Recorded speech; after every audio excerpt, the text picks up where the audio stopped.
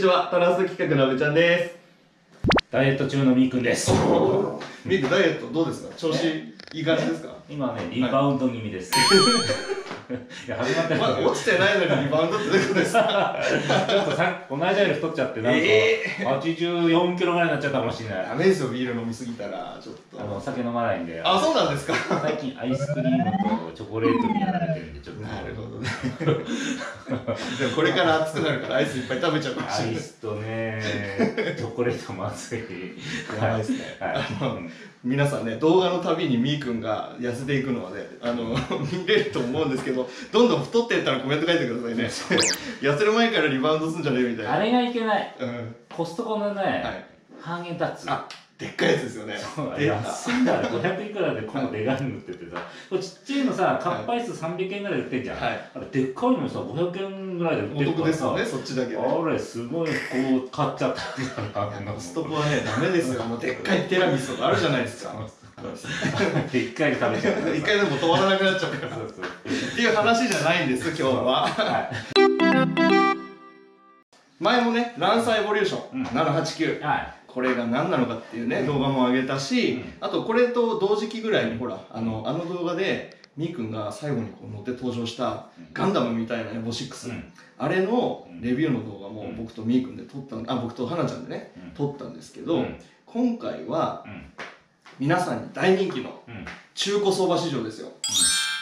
やっぱりね、こう、ランエボって1から10まであるじゃないですか。その中で、こう昨今のね不況とかそういう影響もあってどの価格帯の車がどういう感じなのかね、今日はちょっとみーくんにお話しいただきたいと思ってます。はい。ランサーはね、前も言ったように得意ではないんですけど、軽くそうですねやってきたじゃないですか。ライブもねトラスト企画いっぱい入ってきますので、はい。まずですね、ランエボ、まあ、1っていうんですかね、ランエボリューションっていうのが、から、2、3、4、5、6、7、8、9、10ってあるんですよ。はい。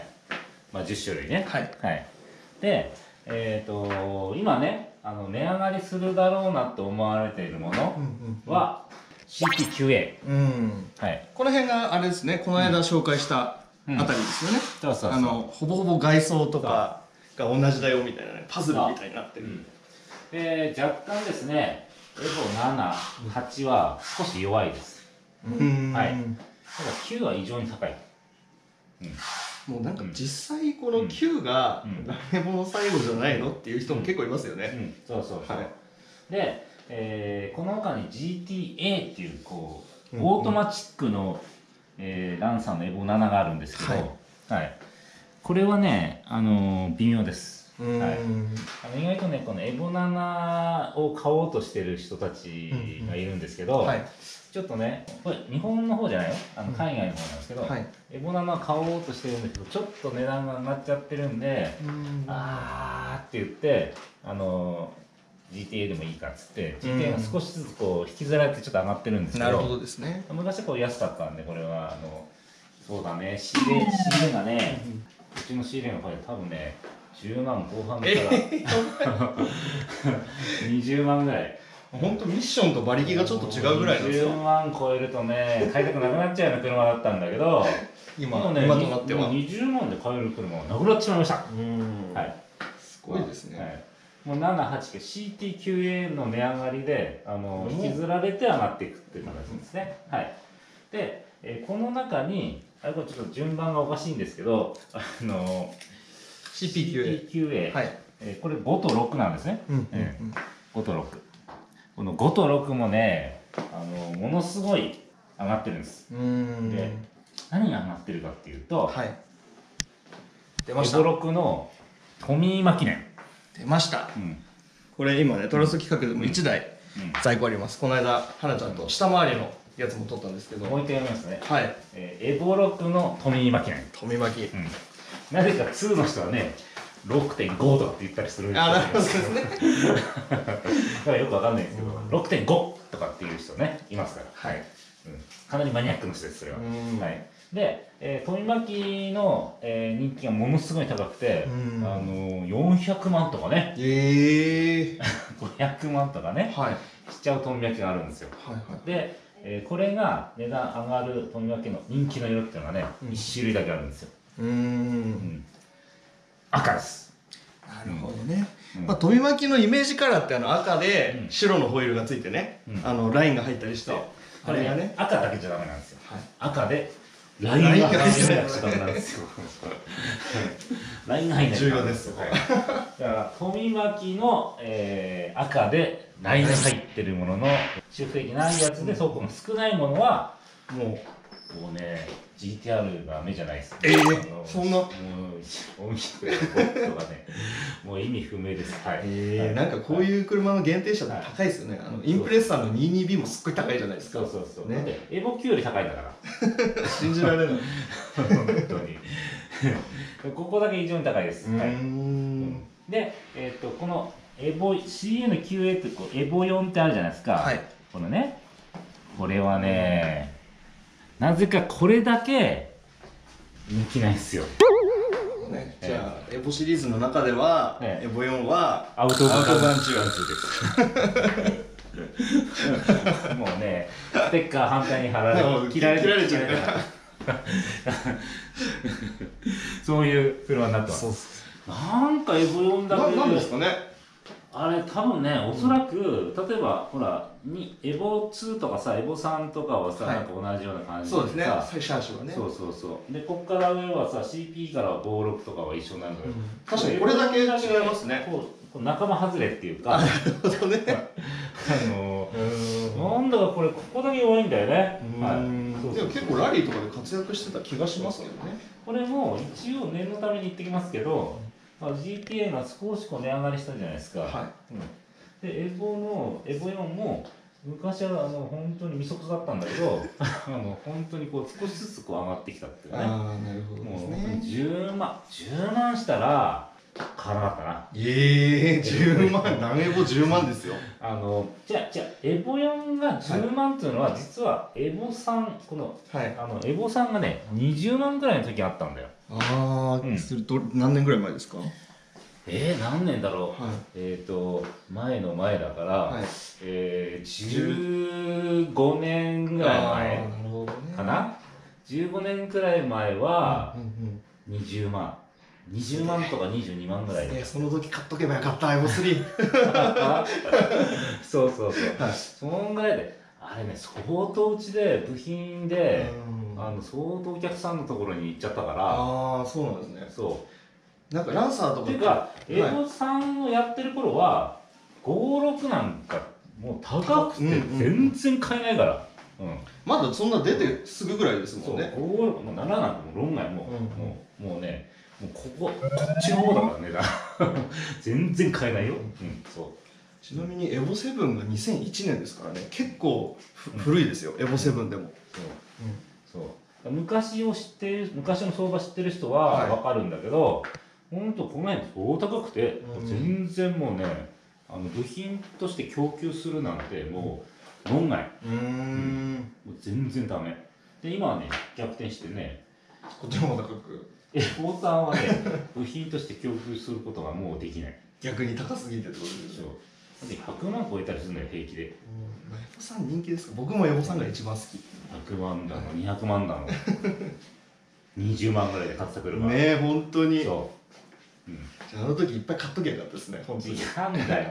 あの時にエボさんものすごいいっぱいあったんだけど、ほぼほぼそのうちの数パーセントはうちがパーツとしてやっちゃったから弾がないんだよ。逆にね、なんかちょっと心痛みますけどファンの方には申し訳ないです。なぜ値段があるか教えますよ。ね、なくなるからですよ。車がないから上がるんですよ。例えば GTR だって仮に3人の GTR だって仮に100万台やってみなよ、プリウスみたいに。もう1万円しかないですよ。みそくそですよね。いやもう値段が本当に30万とか40万で買えるから、あれ物がないから上がっちゃうんだから。欲しい人とね売りたい人と買いたい人の差だから、需給バランスだから。需要と供給。欲しい人がいっぱいいるから上がっちゃうんであって、欲しい人が少なくて売りたい人がいっぱいいるからすっげえ下がっちゃうんですね。それはどの市場でも同じだと思うんですけど。でこのエボ3の他にこのもっと下にね、エボ2とかなんですけど、エボ2とエボ3はほぼ一緒です。外装がちょっとね違うんですけど、あれも高い。あ、そうなんですか。そう、エボ2はね、実はね、エボ3パーツとして売ってる時にね、あんまり仕入れなかったんですよ。共通だからってことですか。なんかね、エボさんを買わないといけないみたいな。損しちゃうみたいな。そうそう。どうせ同じだったらみたいな。エボ2とエボ3は、エボ2買ってる人はエボ3にしようとしてるわけ。あ、なるほどね、なるほどね。で、エボ3持ってる人はエボ2にしようとしてないから、どうしてもエボ3の方いっちゃうんだよね。ああ、確かに。今、外装パーツ流用できますから、全部ね。だからこれ言ったように、エボ7の人はエボ9にしたい。確かに。言ってた、言ってた。バンパーと、フロントバンパーと、リアバンパーは、とりあえずエボ9にしたい。エボ9にね。そうそうそう。まあ、ボンネットも含めてね。なるほどね。そうそう。で、ヘッドライトもエボ9にしたい。はい。して、リアスポはエボ8にしたい。あるわけですよ。よくわかんないな、でも。そうそう。でもそういうのは昔からやられてたわけですね。そうそうそう。そういうことなんですよ。で、これね、今こう、値上がりしてますとかって言うじゃないですか。まあ当然、まあ、ノーマルより改造車が高いんです。はい。まあ、エボさんあたりはノーマルのが安いかもしれないんです。まあ、高いかもしれないですけど、比較的改造車が高いです。はい。で、ここで注意点。注意点。はい。日本国内は特に問題ないです。販売。海外。特にね、一つだけね、ヒントを教えます。オーストラリアってあるじゃないですか。はい。もう大手ですよね。オーストラリアの国って、この辺の車行くんですよ。オーストラリアは輸出のあれないですもんね。で、実はね、ロールバーついてると輸出されない。あ、そうなんですね。どの車でも。知ってました。なんかね、あんまりついてた方が逆に安全じゃないのっていうイメージですけど。あれついてるとね、外さなくてね。そうなんですね。でもランサーなんか結構ラリーとかでね、ロールバーガチガチに入ったやつとか結構あると思うんですけど、じゃあもう全部外してから輸出。危険だっつうこと。そうなんですね。もう一つあるよ。はい。カーボンボンネット。カーボンボンネットついてると輸出できない。なんか理由あるんですか。危ないから。危ないから。そうそう。カーボンボンネットは破損しやすくてこうバンってなっちゃう。ああ、なるほど。ぶつかっただけ。ちょっとちぎれ飛んでっちゃうらしいね。だからダメですよーって言ってる。まあ輸出する時ってことですよね。そしたらね。その国内の人さ、そのカーボンボンネットついた方がいいじゃん。絶対そっちの方がいいですよ。ロールバー入ってた方がいいじゃんって思うじゃん。やっぱ国によって違うんだよこれ。すごいな。本当にね、25年経たないと輸入できない国もあれば、ロールバー外さないといけない国もあると。そうそうそう。アメリカなんてね、エアコンのガス抜けっつんだから。あ、そうなんですか。そうそう。ガスのあれも違うからね。なるほどね。めんどくさいですね。まあ輸出するときはね、めんどくさいらしいですけど。まあうちはね、輸出してないから別にいいんですけど。まあね。その輸出してる人たちに、どうしたら高く売れるのかなってこう質問したときがあったの。ね。そしたらそういうふうにして「そうなの?」じゃあロールバーはヤフオクで売っちゃおうってね、それはあらかじめ外しといた方がいいですよね。そうカーボンボンネットは売っちゃおうとかそういうふうにしてああいうね7とか8とかいろいろシャッフルが起こるわけですよ。カーボンボンネットより白いボディに黒いボンネットがいいわけ。純正の。そっちのが色だけね喜ばれる。あれは輸出されるような車だよ。国内の人だったらそれはねカーボンのボンネットついた方がそれはいいけど、ついてない方が売れる。売り先を考えて車を作っていってるんですよ。なるほどね。そういう知識がないと高く利益を取ることができない。なるほど。直接輸出はしてないんだけど、その輸出してる業者が買いやすいような車を作ってあげる。素晴らしい。っていうことでパーツ単位でオークションで見てるわけですね。車じゃなくて。そうパーツ単位で見てるからね。そう。あとね、これ今まで値上がりする車って言ったじゃないですか。暴落してるやつがあるんですよ。暴落。エボ10 CZ4A。出たエボ10。これね。大暴落です。申し訳ない。去年さ、もう100万ぐらいしないと買えなかったの。安い車。ね。まあ高い車150万とか200万とか2何十万とかっていう車あるけど、自分たちが仕入れる、業者が仕入れる時って、やっぱ下のアンダーの方を拾っていくケースって多いんでね、まあパーツにするような車だとすると、それ100万でも100万でもうわーとかっつって買ってたんだけど、ね、だんだん下がってきて、100万が90万になって、80万になって、80万になって、今や50万ですよ。でもなんかまともに動く車で50万。50万。でもエボ10ってなんか9までと全然違う車じゃないですか、もう。そうそう。4B11 だしな。そうそう。エンジンも違えばミッションも違うし。もうみんな4G63なのにさ、なんでこれだけ違うの？なんでこれね。三菱さん。頼みますよ、本当に。やっちゃったね。やっちゃってましたね。コストダウンじゃないですか、そうね。リアウィング変えたりね。最後のやつで、この先ないじゃないですか、11って。ないですね。ファイナルとかって言ったら。でも、ファイナル以外って書いてあるのは、一応ファイナルエディションは、まだ値段が。ファイナルエディションね。はい。高っ。エボ10なのに。エボ10なのに。今下がったって言ったじゃない。すっげえエボ10も50万。ボロクソ言ったじゃん。もう半値になっちゃったよとか言ったじゃん。ファイナルだとおかしいんだからすっげえ高いの。やっぱなんかファイナル欲しい人いるんですよね、きっとね。エボ10好きな人って普通のエボ10じゃなくていろいろあるじゃん。なんかプレミアムパッケージとかいろいろなんかなんとかパッケージメーカーの戦略ね、販売戦略細かく出してきたやつ、あれじゃなくて最後のファイナル。なるほどね。これ持ってる人は偉い。これはね、持ってた方がいい、ずっと。もっと上がるかもしれない、これ。乗らない方がいいですよね。これは上がる。で、エボ10、普通のやつは下がっちゃう。っていう車です。なるほど。はい。わかりましたみんな。いろいろありますね、ランサもね、本当に。じゃあ、こう、ランサいろいろね、1から10まであるんですけど、これから、こう、ナンエボ欲しいけど、何買えばいいか分かんないです。っていう方に、どれがおすすめとかってあります？だって決まってんじゃん。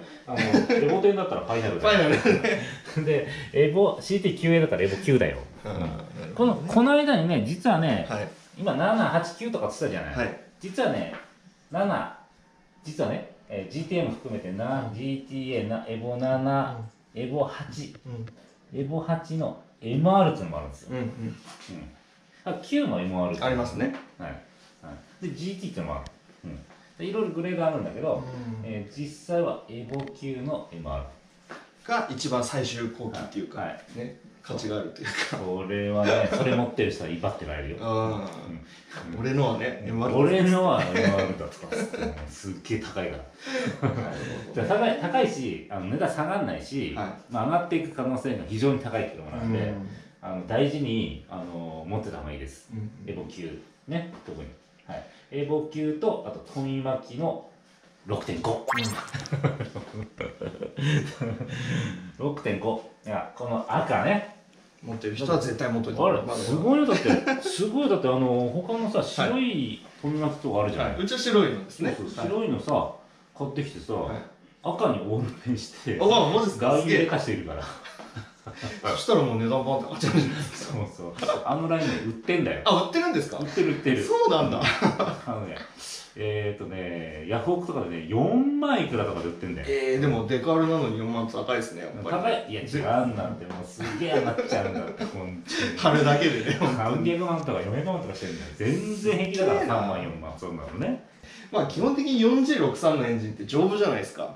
で、エボ2とかエボ3もまだまだ丈夫に走るんですけど、このエボ10ね、エボ10に乗ってるエンジンの脆さといったらもう、エボ10ね、なんて安くなっちゃうか教えます。ミッション、滑る、エンジン、すぐ音出ちゃう。カタカタね。ガラガラ。そう。この間査定行った時に、カタカタしてる車あったの。で、お客さん的には、オートマも滑ってるんですとかって言ってて、で、オートマ滑ってるけど、どのくらい滑ってるのって言ったら、じゃあとりあえず乗ってみてくださいとかって言って、SST ってやつですね。乗ったの。ね、ビャーとかっつって。そしたら、そんなにこう、滑ってる感じがないんだけど、お客さん的には滑ってる。いやこれは問題ない滑りだろうと思って、まあその経年劣化のまあ今後どうなっちゃうかわかんないけど、まあ現状では減任できなかった。その代わりエンジンがねカタカタです。なんかよくね振動とカタカタが出るって言いますよね、モテは。なんかよくわかんない、なんかアジャスターとかなんかわかんないけどそこからすごい音してるのね。なるほどね。でね、一緒に撮影に来た人いるじゃん。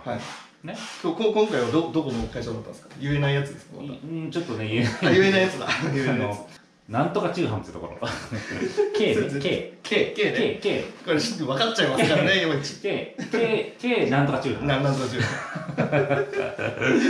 という人が来て、なんかほんとなんかね落としてんだけど気になんないんだよね。分かんないんですかね、そういう人って。分かんない。正常ですよみたいな感じで。いや落としてるって言ったら「そうなんですか?」ぐらいで言う。でさ、その車さ、で査定した時に値段出したわけ。でオークションでおそらく100万ぐらいにしかならないだろうなと思ってたのね。でうち強気でね120とかって言ったの。すごい。さっき50万って言ってたのに120万の査定出してますよ。それは去年だから。去年ね。で120万出したの。そしたらねお客さんに売ってもらえなくて。じゃあその某中販が150万出したらしい。30万も違ったの。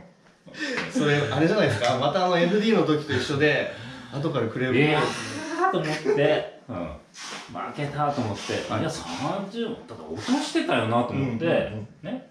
でそしたら1ヶ月ぐらいしたらちょっと千葉の大きな会場にピョンって出てきたわけ。同じ車ですね。これ俺負けたやつだと思ってそういうの絶対覚えてるからこれ絶対入んねえだろうと思って、それめっちゃ事故歴はないんだけど、ちょっとボディがちょっと汚かったかな。で落としてんだよなと思ってて、もう一応見に行って落としてるみたいなね、箱にしてもらったのね。落としてるやっぱりみたいな。でも出品所には記載されてないの。これはどういうことですか？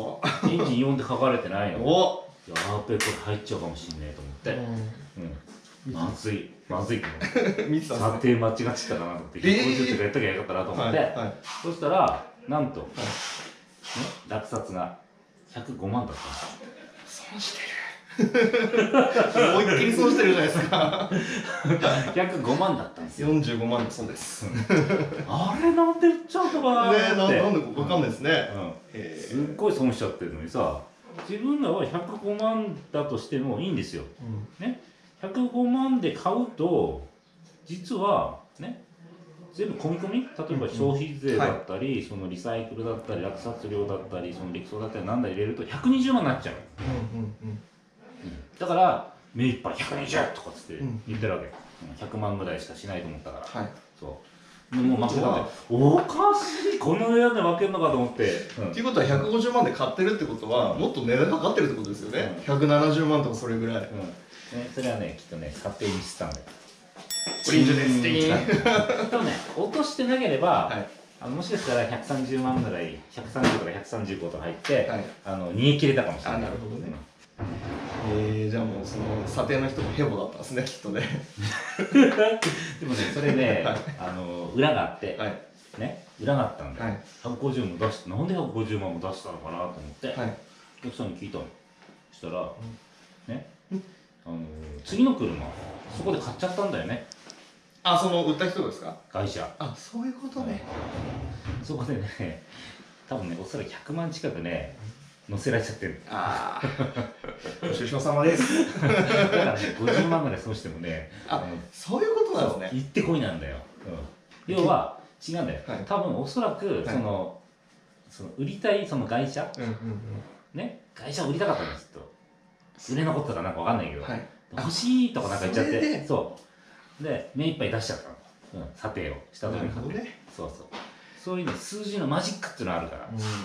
結局損したのお客さんじゃないですか。そしたらいやお客さんは損してない。だってお客さんはねミッション滑ってるって申告してんだから。なるほど。もう値段つかねえだろみたいな感じで来てて、すげえ150万も出してくれんのみたいな。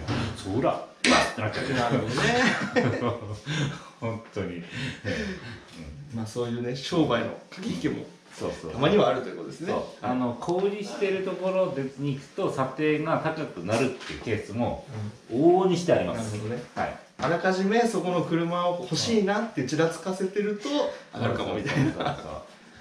しかもね、中古車販売店って、全部が全部売れるわけじゃなくて、すごいね売れ残っちゃうありますね、ありますね。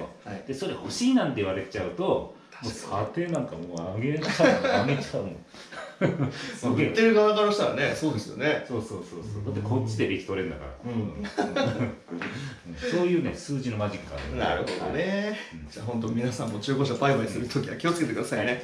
あとはうまく使ってください、そういう話術はね。はい。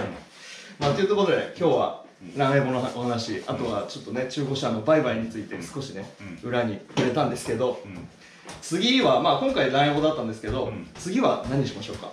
これね、実は管轄外なんだけど、実はね、日産 GTR やりたいんですよ。出た全然イメージない。全然イメージない。うちたまーにしか入ってこないんだけど、あ、入った時あったんですか。ある何台かあるけど、大体入ってきたら右から左に出しちゃうんだけど。そう。僕も聞きたいです、それ。皆さんも聞きたいですよね。自動車とかも入ってきたことあるよ。部品出したじゃん。売れねえ。そう。なぜ売れないのも説明します、今度。ぜひお願いします。では、次の動画は日産 GTR お話ししたいと思いますので、次回もお楽しみによろしくお願いします。はい。では今日の動画は以上です。チャンネル登録よろしくお願いします。ありがとうございます。